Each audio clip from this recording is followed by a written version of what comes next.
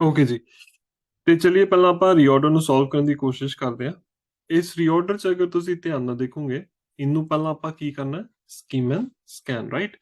ਤੇ ਇਹਨੂੰ scheme and scan ਕਰਨ ਦੇ ਬਾਅਦ ਆਪਾਂ ਦੇਖਣਾ ਹੈਗਾ ਕਿ ਇਹਦੇ ਵਿੱਚ ਕੀ ਵਰਡਸ ਨੇ ਜਿਹੜੇ ਰਿਪੀਟਡ ਨੇ। ਸਕੀਮ ਐਂਡ ਸਕੈਨ ਕਰਨ ਨਾਲ ਮੈਨੂੰ ਇੱਥੇ ਦੇਖ ਸਕਦਾ ਕਿ ਇੱਕ ਵਰਡ ਹੈਗਾ ਕਲਾਸਿਕਸ, ਕਲਾਸਿਕਲ, ਇੱਥੇ ਦੇਖ ਸਕਦੇ ਹੋ characteristics, field, right. So basically ਆਪਾਂ ਇਹ ਹਿਸਾਬ ਕਿਤਾਬ ਲਾ ਸਕਦੇ ਹਾਂ ਕਿ ਇੱਥੇ ਦੇਖੋ ਗੱਲ ਕੁਝ ਕਲਾਸਿਕਸ ਦੇ ਨਾਲ ਰਿਲੇਟਡ ਹੈ, ਠੀਕ ਹੈ ਜੀ। ਤੇ ਸਭ ਤੋਂ ਪਹਿਲੀ ਚੀਜ਼ ਇਹਨੂੰ ਇਹ ਦੇਖਦੇ ਹਾਂ ਕਿ ਇਹਨੂੰ ਸੋਲਵ ਕਿਦਾਂ ਕਰਨਾ। ਸੋ ਸਭ ਤੋਂ ਪਹਿਲੀ ਚੀਜ਼ ਆਪਾਂ ਇਹ ਦੇਖਣਾ ਕਿ ਇਹ 'ਚ ਇੰਟਰੋਡਕਟਰੀ ਸੈਂਟੈਂਸ ਕਿਹੜਾ ਹੋਏਗਾ।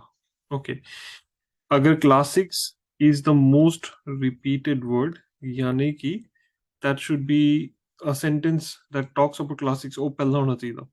ਸੋ ਇਹਦੇ ਵਿੱਚ ਇਹ ਕਹਿੰਦਾ ਕਿ classics or classical studies is the branch of humanities dealing with the language, literature, history, art and other aspects of the ancient world। ਚਲੋ ਜੀ ਇਹਨੂੰ ਪਹਿਲਾਂ ਲਾ ਦਿੰਦੇ ਆ।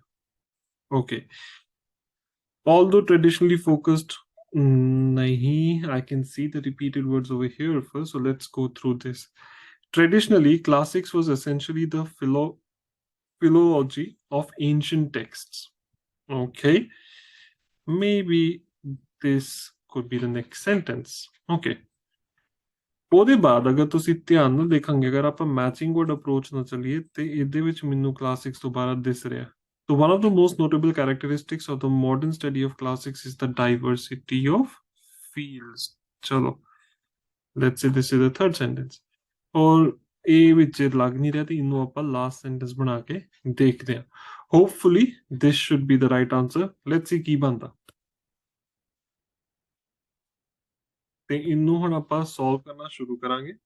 ਆਪਾਂ ਕਿਹਾ ਸੀ ਇਹ ਪਹਿਲਾ ਸੈਂਟੈਂਸ ਆ, ਇਹ ਦੂਜਾ ਸੈਂਟੈਂਸ ਆ, ਇਹ ਤੀਜਾ ਸੀਗਾ ਤੇ ਇਹ ਸਾਡੇ ਲਈ ਆਖਰੀ ਸੈਂਟੈਂਸ ਸੀਗਾ। Let's see. ਵੈਰੀ ਗੁੱਡ, ਅਗਰ ਤੁਸੀਂ ਦੇਖ ਸਕਦੇ ਹੋ ਤੁਹਾਨੂੰ ਇਹ 'ਚ 3 ਆਊਟ ਆਫ 3 ਮਿਲੇ ਨੇ। ਯਾਦ ਰੱਖੋ ਕਿ ਰੀਆਰਡਰ ਸੋਲਵ ਕਰਨ ਦੇ ਲਈ one of the most essential things is ਕਿ ਉਹਦੇ ਵਿੱਚ ਰਿਪੀਟਡ ਵਰਡਸ ਲੱਭਣੇ ਬਹੁਤ ਜ਼ਰੂਰੀ ਨੇ। ਅਗਰ ਰਿਪੀਟਡ ਵਰਡਸ ਨਹੀਂ ਲੱਭ ਸਕਦੇ ਹੋ, you will not get the reorder correct. Good luck.